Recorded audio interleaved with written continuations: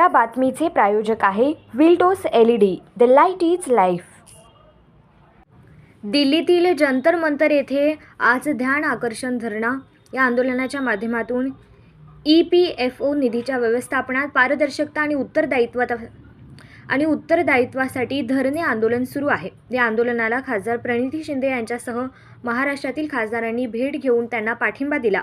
औद्योगिक कामगारांचे आणि 180 लाख निवृत्तीधारकांचे हक्क संरक्षित करण्यासाठी EPFO निधीच्या व्यवस्थापनात अधिक पारदर्शकता व उत्तरदायित्वाची मागणी करण्यासाठी आपण सर्वांनी संघटित होणे गरजेचे आहे। गेल्या अनेक वर्षात विविध संघटनांनी आंदोलन, चर्चासत्रे आणि चर्चा यांच्या माध्यमातून या समस्यांकडे लक्ष वेधले, परंतु EPFO निधीच्या वापराबाबत अद्याप पुरेशी पारदर्शकता नाही। चर्चेचा मुख्य भर व्याजदरांवर असतो, परंतु निवृत्तीधारक व कामगारांच्या सामाजिक सुरक्षेसाठी निधीचा प्रभावी उपयोग कसा होईल याबाबत पुरेशी चर्चा होत नाही।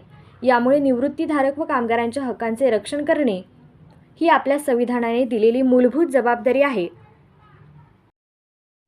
और जेल के अंदर जब ये कैदी चले गए तो प्रांजीताई सारे खासदार महोदय आपसे रिक्वेस्ट करता हूँ कि एक आरोपी के ऊपर, एक कैदी के ऊपर यही देश आज की परिस्थिति में 126 रुपए खर्चा करता है। तो देश आप किसके लिए चला रहे हो? चोरों के लिए चला रहे हो कि ये देश को महासत्ता बनाने वालों के लिए चला रहे हो?